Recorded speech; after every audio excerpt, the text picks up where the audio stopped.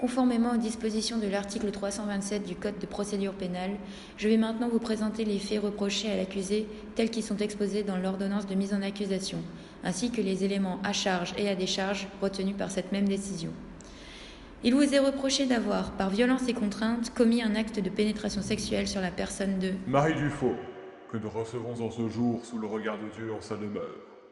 Que le Père témoigne de la mise à nu d'une fornicatrice, une tentatrice qui, de sa langue de serpent, articule qu'affabulation, qui par artifices et envoûtements poussa à commettre l'adultère un homme de foi. Intelligent et respectable, chef de son service à l'hôpital.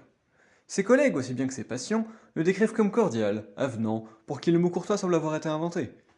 Aucun antécédent psychiatrique n'est jamais venu entacher sa réputation.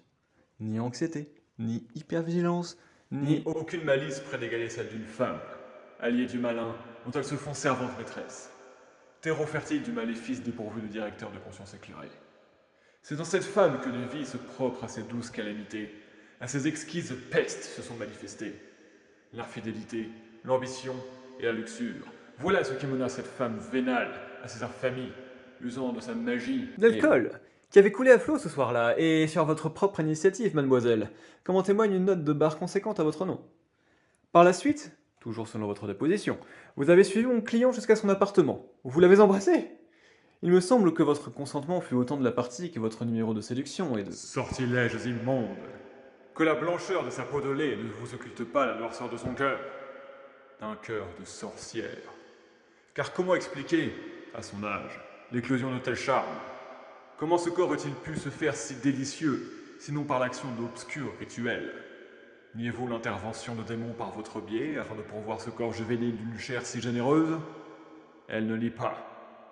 Aucune trace de remords. Aucune réaction qui aurait pu amener mon client à penser qu'il n'avait pas votre consentement. S'il était aussi terrifiant que vous le prétendez, pourquoi n'avoir pas appelé au secours? Vous saviez que des voisins étaient proches, puisqu'ils étaient venus se plaindre du volume de la musique. Comme je le vois, il aurait été très facile d'obtenir de l'aide si vous en aviez eu besoin, ou même si vous en aviez eu envie.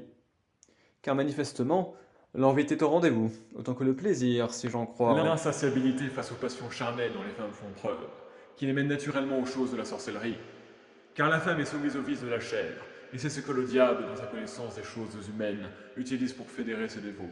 Car si mon client a pu démontrer, et il ne le nie pas, une certaine violence physique, celle-ci n'est-elle pas inhérente à certains jeux adultes? Car le peu droit des hommes se transforme en bêtes sauvages sous l'influence des serviteurs du malin. C'est le déni de votre frivolité qui nous amène dans cette cour. Où tous peuvent attester qu'un homme d'une telle bienséance ne saurait s'abaisser à de tels péchés que sous l'action de quelques sombres maléfices.